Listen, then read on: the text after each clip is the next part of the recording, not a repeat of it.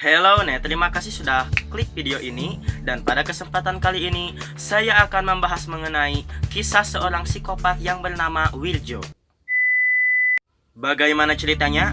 Jangan kemana-mana, tetap di 1, 2, 3, 4, let's go. Wirjo lahir pada tahun 1987 dari kalangan orang yang cukup kaya, dan dia ini merupakan anak kelima dari 9 orang bersaudara. Wirjo merupakan orang yang sangat temperamental, dan si Wirjo ini tidak suka diingatkan, tidak suka dikritik, tidak suka diberi nasihat, dan tidak suka untuk diarahkan gitu. Dan konon kabarnya pada saat si Wirjo ini sedang merasa tidak senang, maka si Wirjo ini akan menodongkan sebuah celurit yang biasa dia bawa. Dan lagi si Wirjo ini adalah orang yang suka berjudi dan suka minum minuman keras gitu, kayak si Tsunade di film Naruto gitu. Dan karena hal inilah si Wirjo menjadi tipikal anak yang sangat nakal gitu. Menurut sebuah halaman Facebook yang pernah saya baca, si Wirjo ini suka merasa kurang diberikan harta dan materi gitu oleh orang tuanya teh. Padahal mah orang tuanya itu memberikan kepada dia harta itu sangat banyak ketimbang saudara-saudaranya yang lain gitu. Kenapa si Wirjo ini merasa kurang padahal orang tuanya memberikan harta yang lebih banyak daripada saudara-saudaranya yang lain? Itu tak lain dan tidak mungkin adalah karena si Wirjo ini suka mabuk-mabukan dan suka berjudi gitu ya kan. Jadinya pas si Wirjo ini punya uang, dia akan berjudi lah nih, minum-minuman keras, taruh-taruhan lah gitu. Iya seginilah, segitulah lah. Jadinya kan uangnya habis, ngerajuk lagi ke mama bapaknya gitu. Saat si Wirjo ini mulai dewasa, maka dia pun bekerja pada sebuah pabrik di ibu kota. Namun kemudian si Wirjo ini dipecat akibat dia melakukan kelalaian saat bekerja. Kelalaiannya itu bukan ecek-ecek gitu, sangat fatal gitu. Yang dimana pada suatu hari si Wirjo ini sedang bekerja di pabrik. Dia sedang mengendarai mobil untuk mengangkut barang-barang gitu. Pas mungkin saat itu dia itu sedang kesal atau sedang apalah. Jadi itu mobilnya itu ditabrakannya gitu ke dinding. Ya otomatis dipecat oleh atasannya lah ya kan. Emang udah edan si Wirjo pada saat itu. Dan setelah si Wirjo dipecat, maka kehidupan dia pun menjadi kurang baik-baik saja, sama kayak saya sekarang. Sedih lah gue.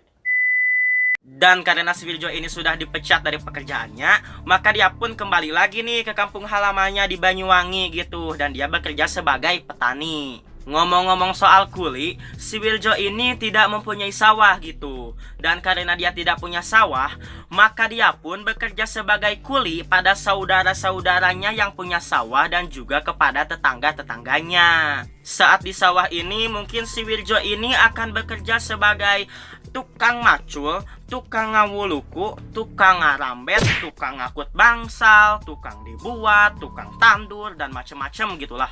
Menurut sebuah gosip yang pernah saya dengar, si Wirjo ini selain temperamental, dia juga sangat sombong, angkuh, dan gengsian gitu. Tidak sebanding dengan apa yang dia punya gitu, tapi sombong dia itu. Udah tahu si Wirjo ini kalau dia itu hidup dalam keadaan yang sedang melarat gitu pada saat itu.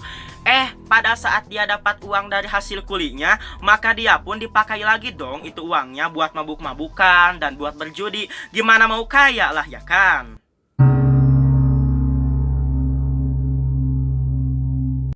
Akhir-akhir ini, si Wirjo ini mulai sering untuk mengasah jomretnya. Kayak begini nih, jomret itu apal aing ge ieu mah gaet. Jadi jomret itu kayak benda kayak beginian ya, tapi lebih besarnya lagi. Kalau ini kan gaet. Jadi jomret itu versi yang lebih besarnya dari ini gitulah. Pada suatu hari, tempo si Wirjo masih hidup, maka terjadilah pertengkaran antara dia dan istrinya yang bernama Idaro. Ceritanya pada saat itu si Idaro ini sedang ngarambet gitu. Sedangkan si Wirjo pada saat itu sedang membajak sawah. Tapi mereka itu bekerja pada galengan yang sama gitu. Ngomong-ngomong soal galengan, galengan itu adalah kotak sawah gitu kan, yang kotak-kotak begitulah gininganan. Idaro, coba kau minggir dikit lah, gue lagi ngebajak sawah nih. Cepetan minggir, nanti lo ketabrak munding lagi. Ih apaan sih, gue lagi ngerambet juga. Gue gak ngehalangin lo, sana aja kali. Dah lah ya kan, dari percakapan itu maka mereka pun bercekcok-cekcok-cekcokan lah gitu. Dan cekcok sudah mereka, dan karena percekcok-cekcokan ini, maka jiwa temperamennya si Wirjo ini menjadi tersulut gitu. Pada saat itu, si Wirjo ini sudah sangat emosi, maka dia pun mencambuk istrinya dengan sebuah pecut yang dia gunakan untuk mencambuk sebuah kebo. Saat dicambuk oleh si Wirjo, maka si Idaroh ini menjadi sangat takut lah ya kan. Maka dia pun pulang ke rumahnya, tapi pulangnya itu bukan ke rumahnya si Wirjo, melainkan pulang ke rumah orang tuanya untuk meminta perlindungan gitulah. Takut dari si Wirjo cenah. Pulang sudah si Idaroh ke rumah orang tuanya, maka si Wirjo pun melanjutkan lagi tugasnya, yaitu membajak sawah. Pas si Wirjo ini sudah sangat lelah gitu untuk membajak sawah, maka dia pun baru tahu nih kalau si Idaroh ini ternyata udah nggak ada gitu. Jadi dia itu gak inget kalau si Idaroh ini udah pulang. Tam dia pulang ke rumah. Tahu-tahu itu si Idaroh itu tidak ada di rumahnya, maka dia pun menjadi sangat murka gitu. Sehingga dia pun kesana kemari sambil membawa jomretnya gitu. Saat dia keluar rumah sambil emosi membawa jomretnya, maka dia pun melihatlah tuh ada anaknya si Reni yang berusia 4 tahun sedang bermain dengan anak tetangganya yang bernama Arbaiyah. Si Wirjo pun lantas nyamperin kedua anak itu, kemudian dia mengayunkan jomretnya lagi gitu kayak gini gitu cuy. Dia mengayunkan jomretnya itu tidak lain adalah untuk diarahkannya ke si Reni anak angkatnya ini. Tetapi pada saat itu si Wirjo itu ayunannya meleset gitu, sehingga si Reni pun menjadi langsung kabur. Namun sangat disayangkan karena si Arbaiyah yang merupakan rekannya si Reni ini, dia langsung disabat oleh jomretnya si Wirjo, sampai si Arbaiyah ini pun menjadi mati lah gitu. Setelah si Arbaiyah ini pun mati, maka si Wirjo pun jalan-jalan lagi maka dia pun masuk ke rumah tetangganya yang sebut saja namanya adalah Abdul. Menurut sebuah halaman Facebook yang pernah saya baca mengatakan si Wirjo ini masuk ke dalam rumahnya itu lewat pintu belakang gitu. Pada saat itu, si Wirjo ini bertemu dengan istrinya si Abdul yang kebetulan pada saat itu sedang memasak. Tanpa basa-basi lagi, si Wirjo pun langsung mengayunkan jomretnya ke leher istrinya si Abdul, sampai istrinya si Abdul itu mati juga. Singkat cerita, si Abdul pun mendengar jeritan istrinya, maka dia pun langsung menuju ke dapur dari ruang tengah tuh si Abdul pada saat itu. Sampai sudah si Abdul di dapur, maka dia pun melihat istrinya sudah terkapar, sudah mati gitu. Maka dia pun berniat ingin menolong istrinya gitu. Namun sangat disayangkan pula karena si Abdul itu pada saat itu sudah sangat tua, sehingga gerakannya itu kan menjadi lelet gitu ya kan. Pada saat dia ingin menolong istrinya, maka dia pun menjadi keganasannya si Wirjo juga gitu. Ya ampun, aduh kasihan sekali lah. Dah lah ya kan, si Abdul dengan istrinya sudah mati, maka si Wirjo pun keluar dari rumah itu menuju ke sebuah sawah sambil tetap membawa jomretnya gitulah. Dari sini mulai banyaklah tuh korban-korbannya si Wirjo karena orang-orang tidak tahu apa yang sedang terjadi lah ya kan. Tempo si Wirjo menghampiri mereka, maka mereka yang dihampiri oleh si Wirjo ini pun tidak berlari karena kan orang-orang masih belum ngeh. Dan untuk apa si Wirjo menghampiri mereka? Iya, benar. Untuk menebas leher mereka sampai mereka mati. Saat ada orang-orang yang berpapasan dengan si Wirjo, maka si Wirjo pun akan menghabisi mereka sampai mati. Baik itu orang tua, anak-anak, orang dewasa, bahkan ada anak sekolah juga itu loh. Si Wirjo ini tidak pandang bulu gitu dalam menghabisi korbannya. Siapapun itu, semua orang yang berpapasan dengan dia akan dia tebas itu lehernya sampai mereka itu menjadi mati gitu. Ya ampun, kasihan sekali lah saya ini. Menurut sebuah halaman Facebook yang pernah saya baca, korban dari si Wirjo ini mencapai 37 orang. 20 diantaranya mati menghadap Tuhan, sedangkan sisanya luka-luka. Jadi nggak semua pada meninggal tuh. Saat si Wirjo ini sedang menebas orang-orang gitu ya, kan ada di antara mereka yang melihat kejadian itu. Maka mereka pun berlari berteriak-teriak sambil menyelamatkan diri. Mereka pun akan berteriak-teriak seperti ini, "Tolong! Tolong! Tolong cuy!" Si Wirjo ngamuk, tolong nek!" Gitulah ya kan. Hah? Lo denger gak tuh? Ada orang teriak-teriak minta tolong. Iya, ayo kita samperin. Real good.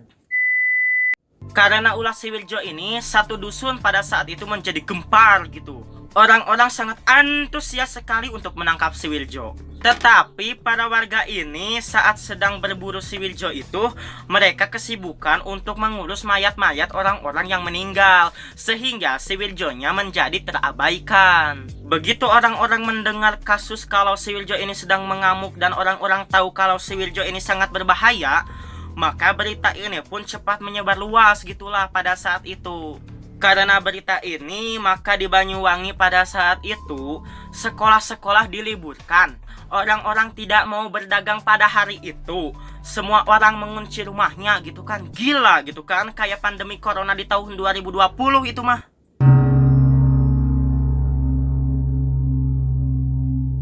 Menurut sebuah gosip yang pernah saya dengar, pada saat itu polisi begitu mendengar kasus ini, maka para polisi pun kan langsung bertindak lah ya kan. Semua dikerahkan, bahkan ada tentara juga yang ikut serta. Pada saat itu, pihak berwenang mencari keberadaan si Wirjo ini hampir di mana-mana gitulah, sampai ke hutan-hutan gitu nih. Pada saat itu si Wirjo ini ditemukan pada sore hari gitu. Mungkin si Wirjo pada saat itu ngamuknya pada pukul 10 pagi gitulah.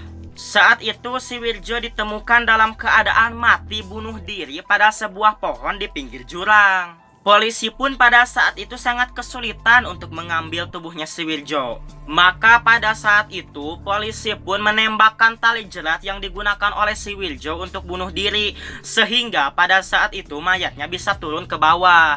Sehingga para polisi pun menembak tali jeratnya si Wirjo agar mayatnya jatuh ke sungai. Dan pada saat itu polisi bisa mengambil mayatnya si Wirjo di sungai itu, gitulah.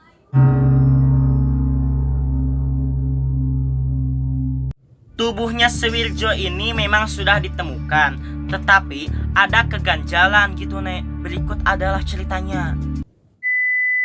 Pertama, pada saat si Wirjo ini sedang melakukan aksinya adalah bantuan polisi dari luar daerah Banyuwangi untuk membantu menangkap si Wirjo. Tapi tempo mobil para polisi sedang melaju sewot gitu, maka mobil polisi itu mengalami kecelakaan. Sehingga para polisi pada saat itu ada yang mengalami luka-luka.